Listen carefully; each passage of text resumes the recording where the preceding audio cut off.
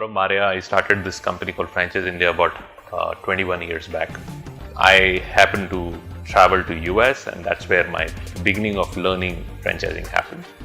US is the most mature market of franchising. Runs about every third dollar in US is spent on a franchise. Right? I'll give you a story on this rather. In America, what happened in late 60s, there was a big American depression. Right? So there was a disaster, job losses, everything happened. And most of the time when job losses happen, states don't protect immigrants. They start protecting their own people. So a lot of immigrants were there, Italians, some Indians, and some other people and so forth. They had no jobs. So they had no choice to, apart from start a small sandwich store. Somebody started something, and they started multiplying. Our Patels went to them market and they started buying hotels, small. It was driven by them, but it was a brand which they shared. Actually, from a Great Depression, America got this new thing which is called the Great American Dream. Right? People build. I know people. Yesterday, I had was somebody, a Gujarati gentleman who's come from US. He runs 110 7-Elevens. Right? So it multiplied and gave a lot of people opportunity to offer entrepreneurship, but also created a lot of jobs. Because America was very similar like India, where we look like having a lot of jobs, and I think our current leadership, Narendra Modi, also says we have to create a lot of jobs. But we don't really create jobs. If you see in India, 80 lakh graduates come out every year. These 80 lakh graduates come from Siliguri, they come from Bhubaneswar, they come from Patna, they come from Ranchi. The other education belt here is much bigger. But where are the jobs we are creating for them? If you have aspiration in a small city like Bhatinda to make 1 lakh rupee, there is no job for it. So what people are going to do? They need to look at some entrepreneurial opportunity. So that is why franchising actually grows in these markets. People have aspiration to start something for themselves, but they don't have capability to create their own brand. So what is franchising? So franchising, to understand franchising, it's a proven business model. So little meaning of franchising means rights of privilege granted. Right? That's a little meaning.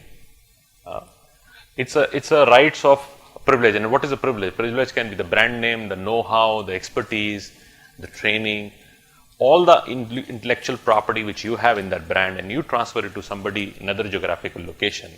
Against that, you take a franchise fees or a royalty, it becomes a franchise. Right? It's a mix of a lot of licenses being granted. It's a license to brand, it's license to know-how, license to proprietary products, license to training, and so on and so forth. A lot of time people have asked me this question and said, how can I franchise? And this is one of the perspectives I start my day with, because I have nothing unique. The greatest company I have done as a challenge in India is actually a gentleman out of Calcutta. So he had no business to do, and he moved there without understanding what is his business going to be. And later he found that the easiest business he can get in was a flower shop. So he started a flower shop.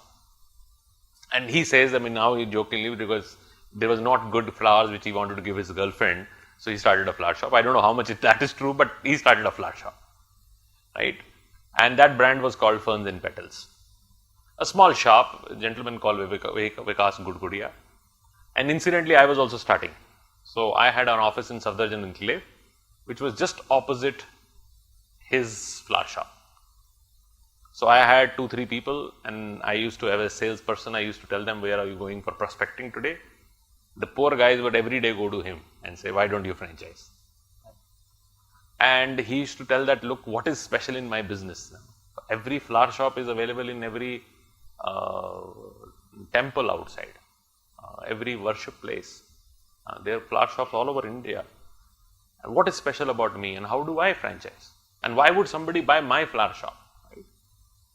But they were persistent, consistently telling him that why you should not do it.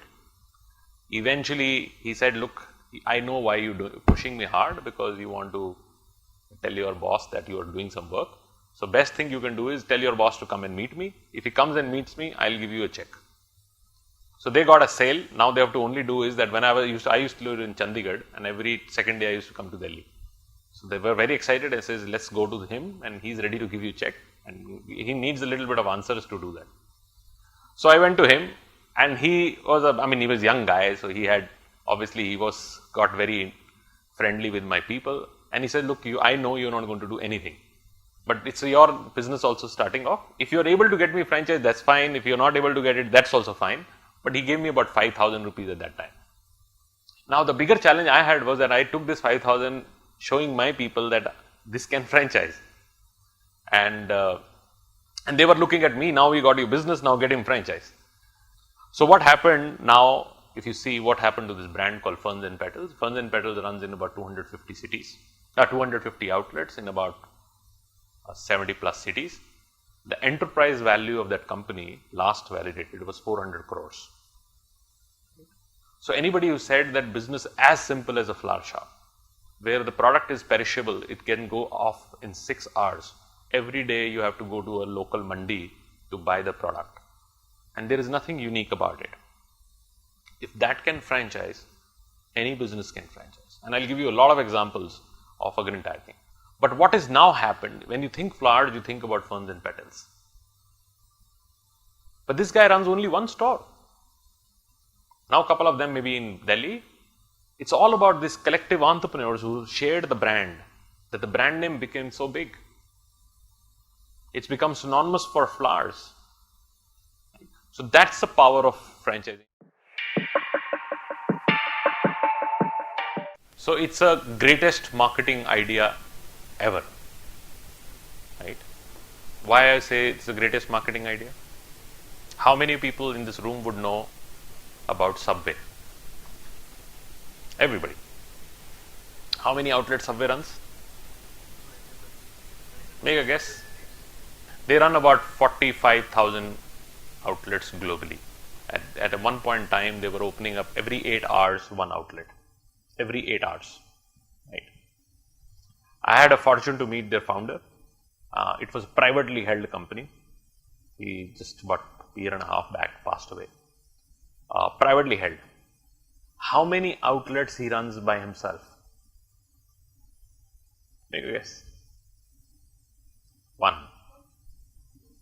He has only one outlet of his own. And honestly ask yourself, can you make a better sandwich than him in your home? Another thing, how many out of you in this room say my favorite food is Subway?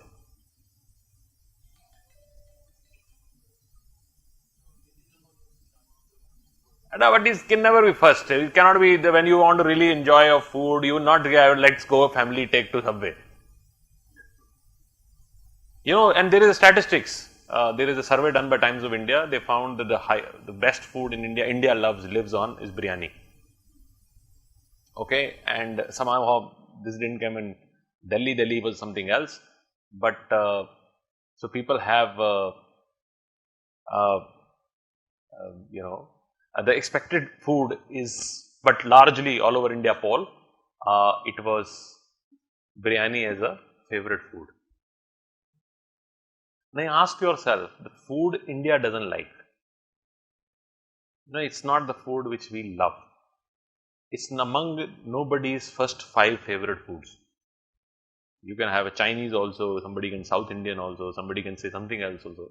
But nobody would say out of the first 5 choices, you would never say that the first food is Subway, or second or third or fourth or fifth.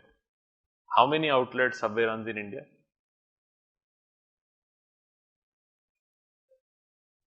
Actually 1300 outlets. You tell me one company which is a biryani concept which runs even 100.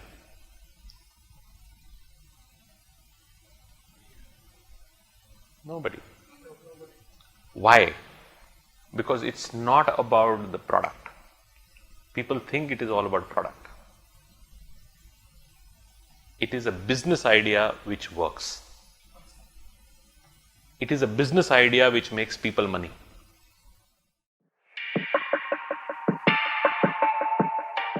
So it was never about product. Well, product has to be good, right? But a lot of people sometimes spend too much time and effort and thinking on product. I see Indian restaurant businesses, people create extensive menus, they go all out and create, almost try to please everybody. But the business doesn't make money, right?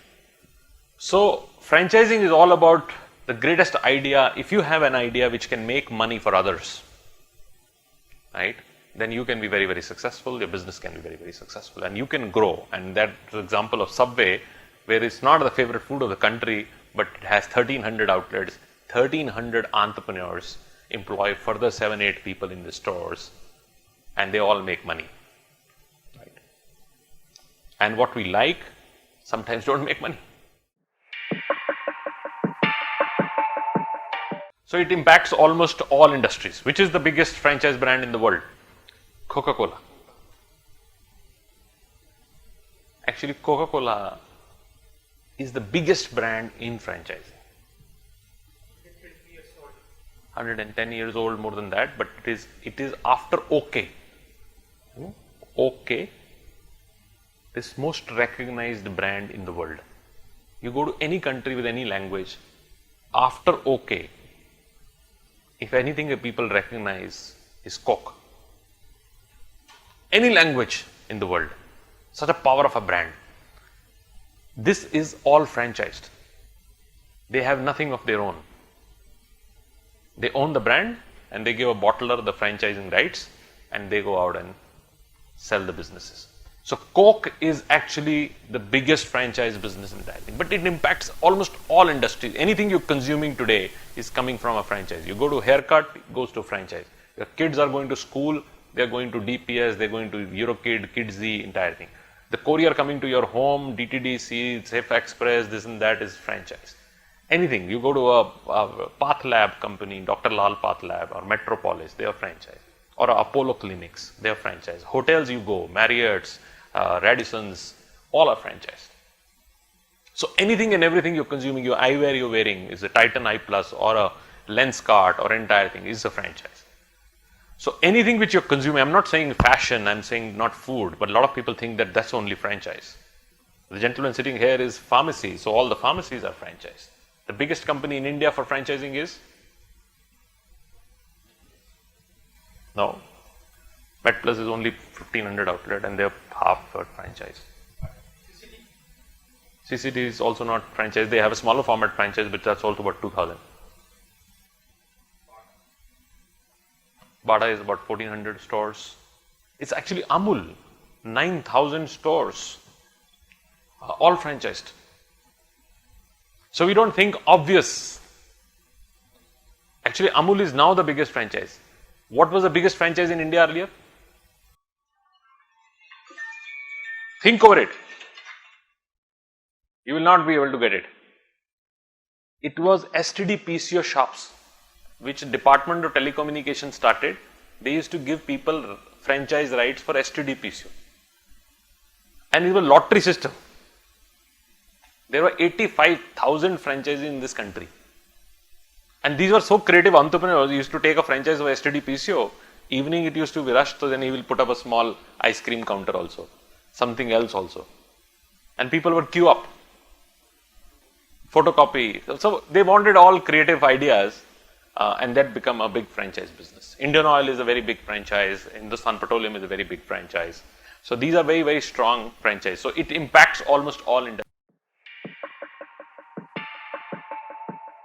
Franchising has these 4 elements. And out of my 21 years of experience in franchising, this is what I've found.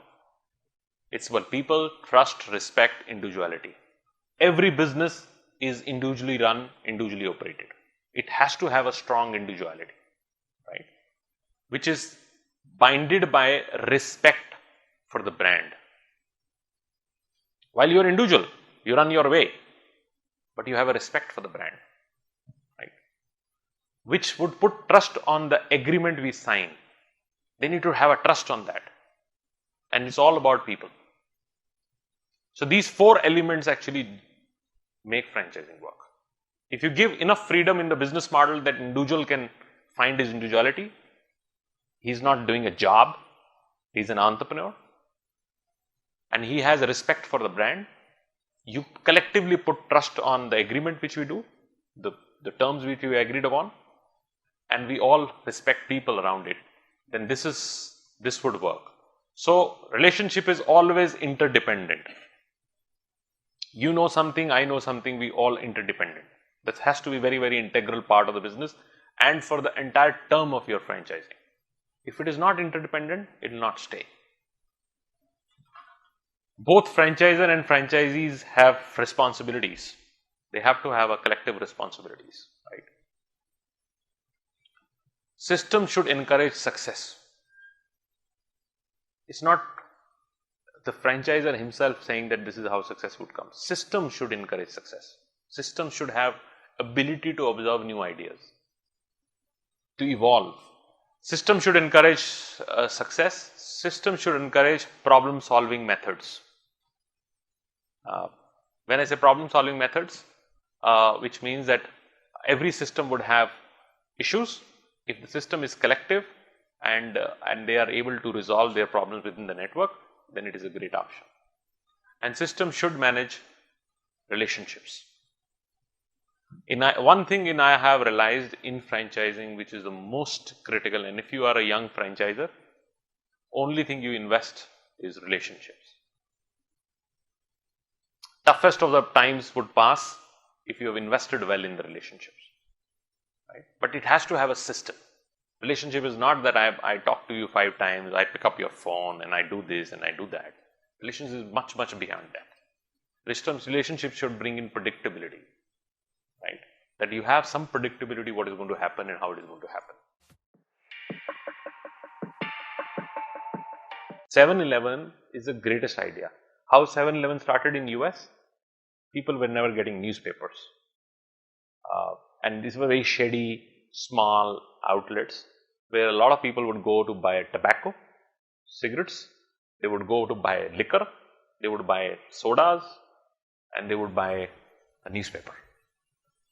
And these were run by largely Indian or smaller entire thing. They were small shops, tuck shops, where people would sell these kind of things. So it was but still very convenience. It was just on the corner, wherever you need a knick-knack thing, you went to entire thing. But what is 7-Eleven now? Kishore Biani has just done a tie-up with 7-Eleven to bring 7-Eleven to India. And they would open up 1,000 outlets in no time in India. But do you think 7-Eleven is going to be same in India? No, they will not sell liquor. They will not sell tobacco. What are they going to sell? They are going to sell ready-to-eat food. They will sell convenience. So the business keeps evolving. The chain has evolved multiple times. I have seen 7-Eleven but 25 years back. And when I see now 7-Eleven in Japan, it's a very modern outlet. It has all the ready-to-eat food, great health options. So this business has evolved from that to entire thing, because if you want in Tokyo, you cannot run that same business, because Tokyo is a very, very modern city. People are very, very extremely health conscious. They're very conscious about what they consume. Aesthetics are very different. The brand had ability to observe and evolve. Another brand which I was a big, big fan of is Starbucks. Starbucks is known for what? Coffee. You saw they changed their logo. What change they did? Anybody know that Starbucks changed the logo? About a year and a half back, you will never know. Actually, it doesn't look like very entire thing. But today, try on Google. They had Starbucks and coffees written there. They took the coffees out. Very smartly, the company which is known for coffee took from their logo coffee out, because they knew that coffee is not big anymore. Tea is becoming big. So they know people are drinking tea.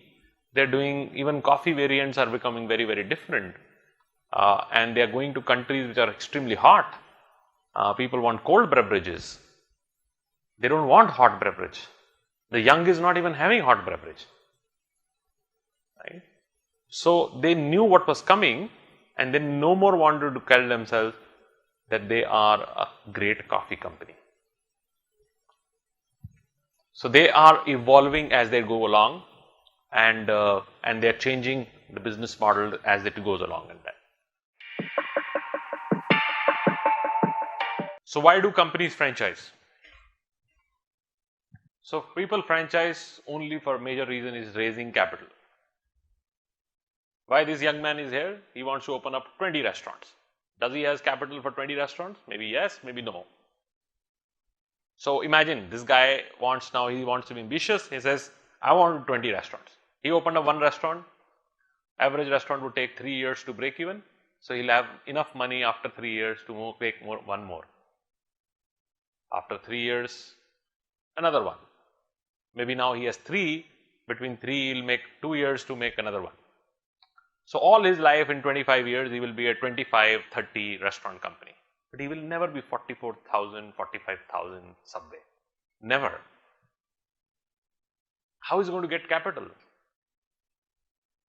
One form of getting capital is debt, which small businesses don't get. And if you get, you can never service it. Look at what is happening now around, I think, why my flight, Jet Airways and all these are going down. Because Indian businesses are so tight that they cannot service debt. Because cost of capital in India is so high. One, you should never take debt. If you take it, you will never be able to service it.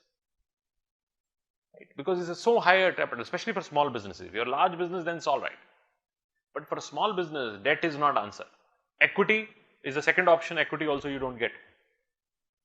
Especially for service businesses. My argument with the entire banking is that they don't recognize service businesses. Say he runs the elderly care business. Now he wants to go to a bank and say, I want a 10 crore loan. They would not recognize him because they say, why do you need loan? Where is the capital expenditure? Where is the equipment going to come? They don't understand service businesses. A salon would never get a funding, right? But if you want to put up a bad factory also, you will get funding, right?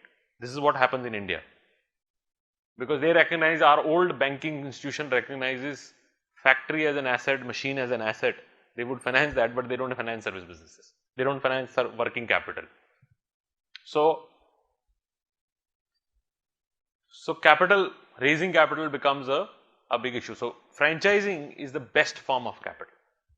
It's neither debt, neither you're bringing up your balance sheet to load, neither it is an equity where you're giving away your share of the company. One, it is very difficult to get both of them, but even if you get it, your own business would not be able to afford it.